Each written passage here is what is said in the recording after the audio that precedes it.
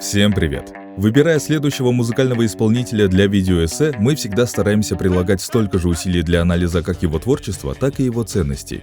О чем человек поет, какие мысли хочет донести до людей. Сори, но мы не хотим иметь ничего общего с артистами, несущими в общество деструктив, либо будем четко обозначать, в чем мы с ними не согласны. Так что сегодняшний ролик в этом плане довольно уникален, поскольку мы, как редакция, абсолютно не разделяем тем поднимаемых героями этого выпуска. Второйка – это бишкекская группа, которая делает музыку практически только об употреблении веществ и жизни на районе, лишь изредка выходя за рамки атмосферы этой бессмысленной уличной обыденности, что, конечно, вызывает массу вопросов по поводу социальной ответственности их контента. Нам совершенно не близки мысли, идеи и ценности, транслируемые ими в текстах, но эти ребята точно умеют в креатив и делают интересный и атмосферный звук. Настолько интересный, что их прошлогодний альбом «Свиная попутка» стал альбомом года по мнению редакции ВК Music, а также занял первое место в топе 50 лучших альбомов года по мнению авторитетного хип-хоп журнала The Flow. Так что же это получается? Бишкек сегодня делает самый трендовый звук в СНГ? Ну как в СНГ? Не только. На волне успеха кыргызстанская группа отправилась в Евротур, который завершился вот буквально в прошлом месяце. Так в чем же их феномен? Ребята просто супер креативные и умеют создавать неслыханный прежде звук? Или как никто другой чувствуют веяние времени и прогнозируют тренды? Ну или может быть темы, которые они поднимают, как бы они нам не нравились, но являются актуальными среди молодежи и являются ярким индикатором того, в каком направлении движется сегодняшнее общество? С вами, как всегда, редакция Evidence. Давайте разбираться. Давай скорее вези меня туда, где тени от пальм.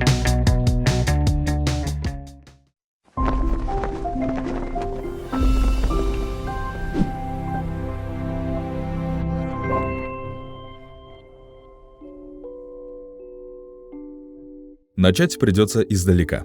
Ровно 10 лет назад, 24 ноября 2015 года, вышел уже обретший на сегодняшний день статус культового альбом казахстанского исполнителя Скриптонита «Дом с нормальными явлениями», который во многом и определил то, как будет звучать рэп следующего десятилетия не только в Казахстане, но и на всем СНГ-пространстве. Абсолютно любой рэпер и хип-хоп-обозреватель, имеющий хоть чуточку представления об индустрии, считает его одним из, если не самым влиятельным альбомом в русскоязычном рэпе. Вот статья на The Flow месячной давности, посвященная альбому и дающая небольшую ретроспективу. Вот слова авторитетного музыкального критика и публициста Дани Порнорэпа. «Дом с нормальными явлениями» разделил звук русского рэпа, а может быть и всей русской музыки, на «до» и «после». А вот то, как респектно отзывается о Скриптоните другой небезызвестный рэпер, также оставивший свой небольшой след в рэп-индустрии. Гну свою линию Гризельда с первого микстейпа. Клептоманы все звучат как скриптонит для бедных. Давай поговорим об индивидуальности. Бас, тейпа, флоу, скрипа, что это стиль? Финальным аккордом 2015 года стал альбом Скриптонита, уровень музыкальной замороченности и оригинальности которого настолько высок. Ну, в общем, вы поняли. «Дом с нормальными явлениями» перевернул представление всего рэп-сообщества о том, как можно делать музыку.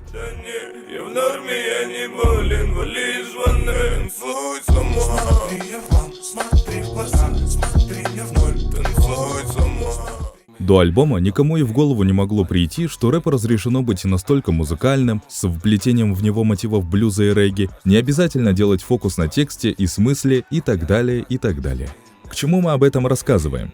А к тому, что львиная доля современного СНГшного рэп-звучания выросла именно на этом альбоме. Примеров так много, что вы можете просто назвать любого современного рэпера, читающего на русском и не только, и скорее всего не ошибетесь с выбором. Трувер, Сколько лет со мной на связи, цифры не менялись, всем весом на газе, на простом педали, молодой, как и вчера. Масло черного тмина, Твоя музыка не то, чтобы не трогает людей. Твоя музыка цепляет, цепляет самой горы. Локи Мин,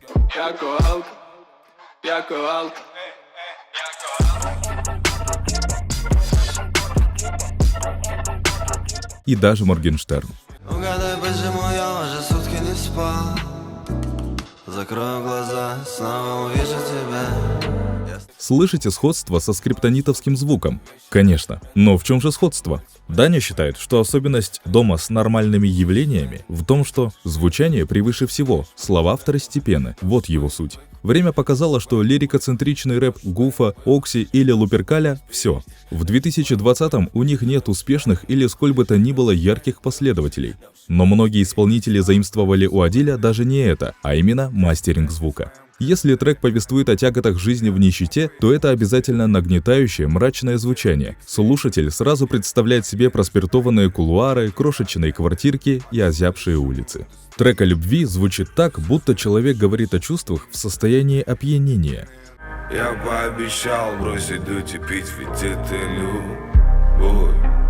Все из-за особенности эквалайзинга звука и использования определенных частот. Вы словно слышите, что происходит там, в комнате. Ощущение, будто звук специально не сведен идеально ровно, а дана необходимая глубина.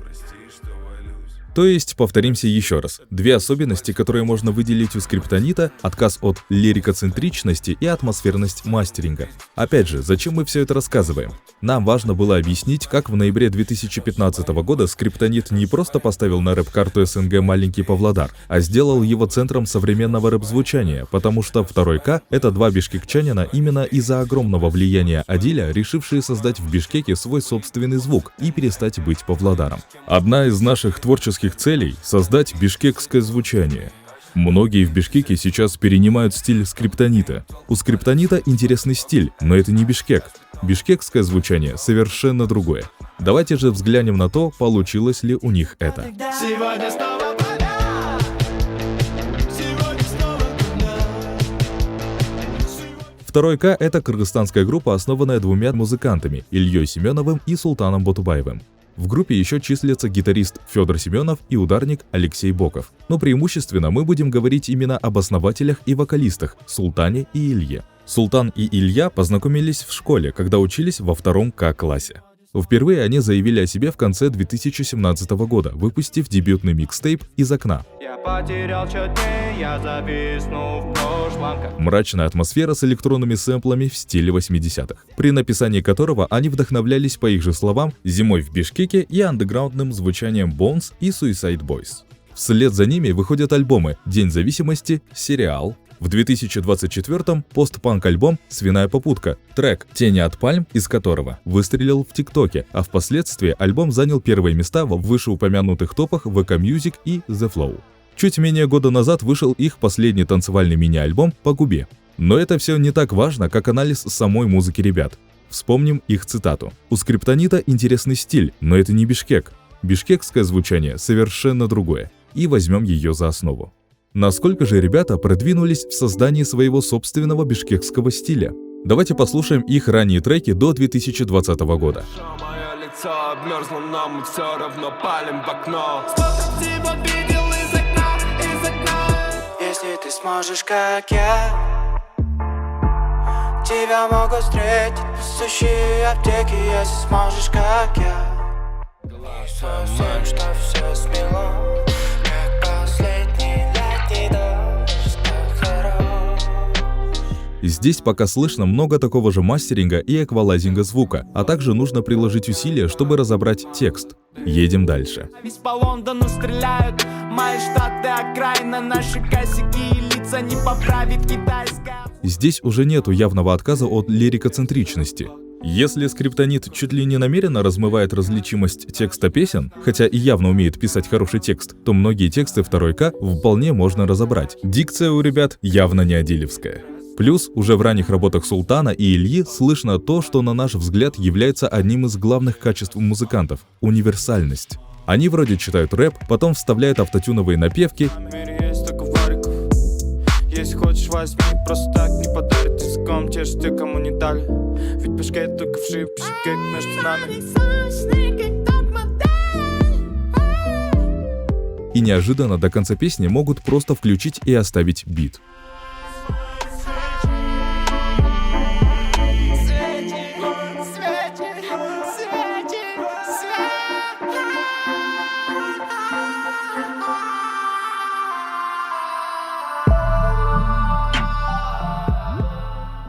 Биты ребята пишут сами, работая полностью над всей цепочкой музыкального производства, от концепции до сведения.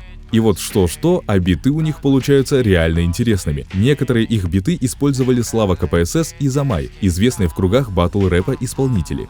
Давайте послушаем еще один трек.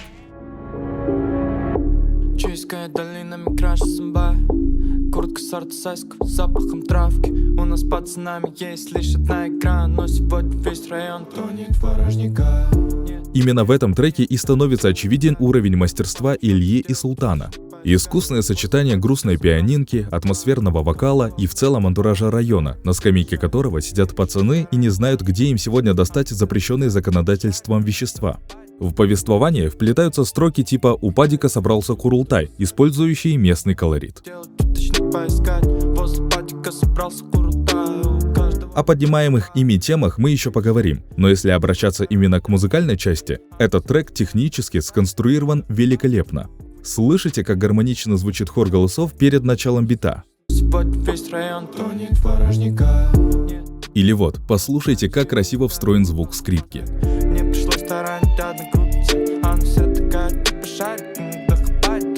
Тут смотрите, дело еще в чем. То, что отличает хороших битмейкеров от плохих, это умение работать, так сказать, с передним и задним планом. В треке «Кикос» слушатель сперва обращает внимание на бит.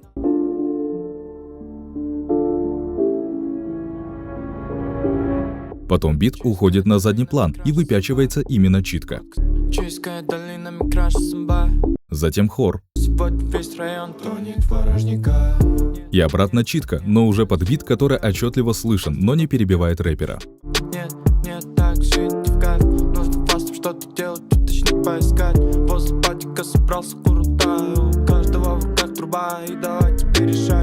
И в моменте, когда звучит скрипка, битмейкер очень тонко выделяет именно ее.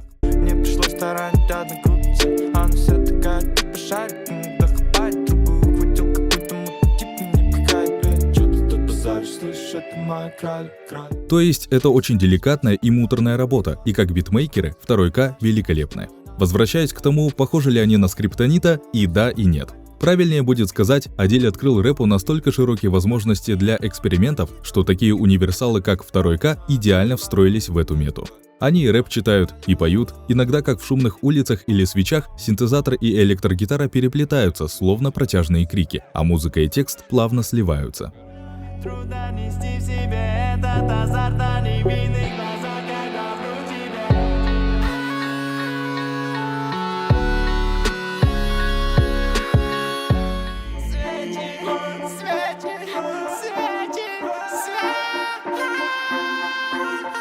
А иногда они лирикоцентричны.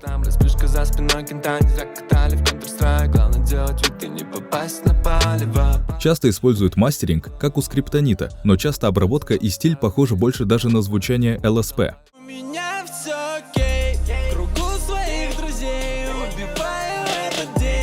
Но как бы то ни было, в ранних работах Ильи и Султана заметно, что они экспериментировали со звуком и пытались найти себя. Во втором же их альбоме под названием «Сериал» 2021 года эти эксперименты продолжаются. Звуковой ландшафт альбома, особенно первая его половина, сохраняет жизнерадостный поп-ориентированный тон. Слышно еще больше эффекта на вокале. Жанрово альбом идет в сторону инди-рока.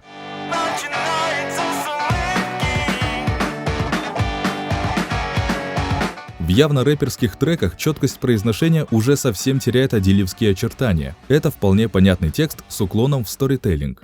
Соседней школы толпа. Я номинант на то, чтобы выйти по разам. Меня взяли на понт, сказали так надо. Меня запомнит братва, перед боем мне кинутся краба. В рэп-треках важен и текст, не только звучание. В альбоме ребята хотят погрузить слушателей в атмосферу Бишкека через свои истории. Местами, конечно, приукрашенные. Например, в интервью The Flow Илья рассказывает, что никогда не дрался даже. Но вполне возможно, у многих трек «39-я школа» найдет отклик. В общем и целом, второй альбом тоже звучит как эксперименты и поиск своего стиля. Ну и, конечно же, главным их прорывом становится третий альбом «Свиная попутка».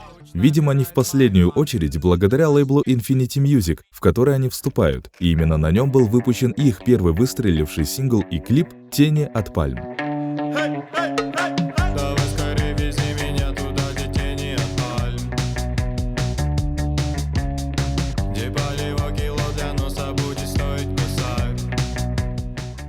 Это, наверное, их первый альбом с монолитной концепцией и единым звучанием. Охарактеризовать его как бишкекское звучание точно не выйдет. Бишкекского тут нет от слова совсем. Видимо, ребята на этом этапе отказались от попыток в местный звук. Выглядит весь папок, уголовные дела, шитые с остатками душ. Окутанные дымом, запахом дурным. Это постпанк, по сути, довольно похоже на ту же перемотку, просто с немного другим прочтением, с использованием множества русских этномотивов и иногда вплетенными строчками про Кыргызстан.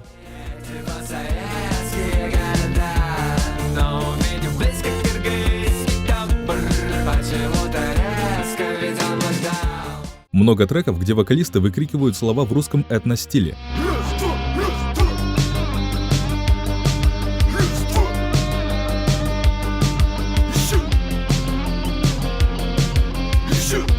Поют в высокой тесситуре в этом же стиле.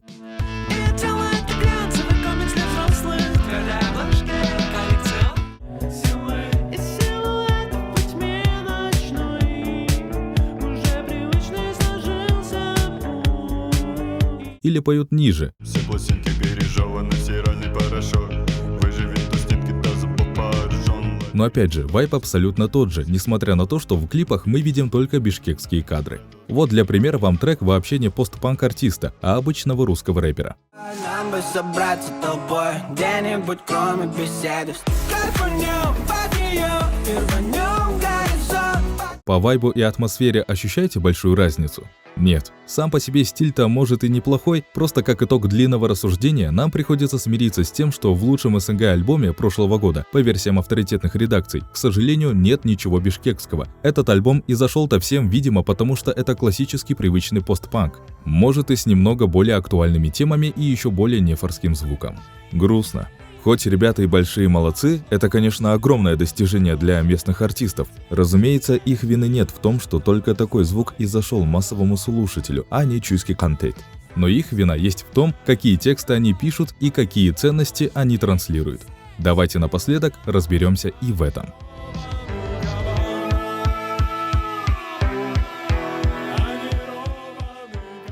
Группа использует криминальный сленг и бишкекский уличный жаргон. Часто вплетает в речь слова на кыргызском.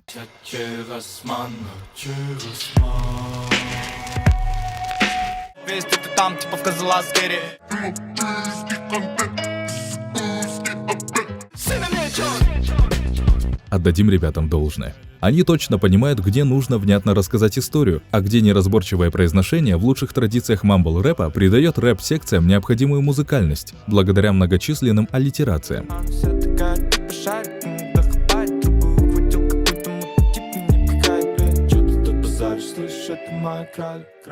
То есть прекрасно понимают, где лучше читать как скрип, а где лучше читать нормально.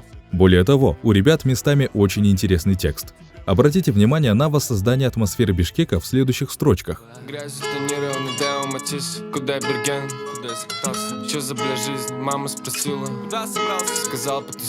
Помимо интересной строчки «Грязью тонированный Део Матис», которая довольно точно попадает в бишкекскую атмосферу тех лет, нас здесь интересуют двойные рифмы. Део Матис, куда сактасан, чё за блин жизнь, куда собрался. Интересные межязыковые находки в рифме.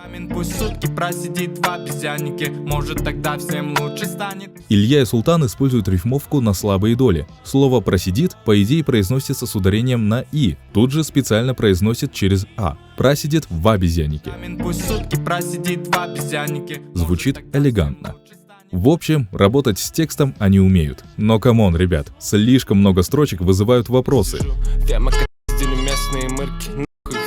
Слишком капризный. Если я жила бороться за право, едь за границей, тут за традиции. Мне поебать на тех и на этих, я еду хапать меня как на ракете.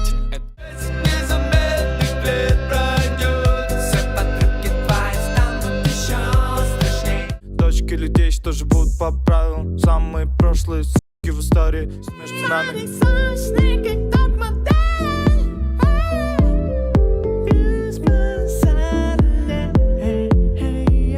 Ладно бы Илья и Султан помещали в сторителлинг только то, что видели на улицах, типа употребления запрещенных веществ, кикос пацанов на районе и бесконечные стычки. Они вкладывают в лирику и много своего личного отношения и мыслей, по крайней мере, подается это так.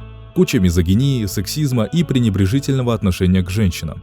Оправдываясь тем, что группа погружает в бишкекскую романтику со всеми ее хорошими и плохими сторонами, но не видно в треках осуждающей позиции самих артистов к этому. Они выглядят сексистами, а их аудитория — это не только взрослые, но и вполне себе подростки. Допустим, еще ладно бы эти песни были написаны во времена, когда никто и понятия не имел в Бишкеке о словах вроде «мэнсплейнинг» и «сексизм». Но писать такую лирику в последние годы очень безответственно. И не забываем, это лучший альбом прошлого года в СНГ. Вряд ли мы прослушиваем что-то так регулярно, как треки своих любимых артистов, и музыкант, проживающий в Кыргызстане, который захлестнула в последние годы волна насилия, должен осознавать свою ответственность перед обществом. Проблема еще и в другом. Допустим, у Бегиша, Бакра и Джетигена примерно одна кыргызоязычная аудитория, и ответственность за мысли в своих треках у них коллективная и немного размывается. Непонятно, на ком она конкретно. В случае же со вторым К, это музыка русскоязычной молодежи. Они у нас в каком-то смысле монополисты такого жанра музыки, и ответственность они несут для своей нишевой аудитории огромную. А у них вся лирика построена на курении веществ, мизогинии и стычках на районе. И все треки называются по типу бонг, дура и кикос. Короче, пожелаем ребятам меньше рокерского образа бэдбоев и побольше задумываться об ответственности своего контента. Подводя итоги, можно без зазрения совести сказать, что второй К — это мега талантливые артисты, супер техничные, мы относимся к их способностям и скиллсету с огромным уважением. Но, к сожалению, они довольно безответственные в выборе тем для своих треков. Понятно, это касается не только их. У того же Скриптонита есть строчки и того похуже, но тем не менее. Но давайте откровенно, это всего лишь начало их карьеры. Ребята, по сути, только год назад взорвали и начали свой творческий путь. Поэтому, конечно, пожелаем им только успехов, меньше ерунды в текстах, больше крутых мыслей и крутого звука. А потенциал у них, как вы видите, для этого огромный. Что еще остается сказать? Любите крутую музыку и не стесняйтесь иногда журить своих любимых артистов. С вами была редакция Evidence. Увидимся в следующих выпусках.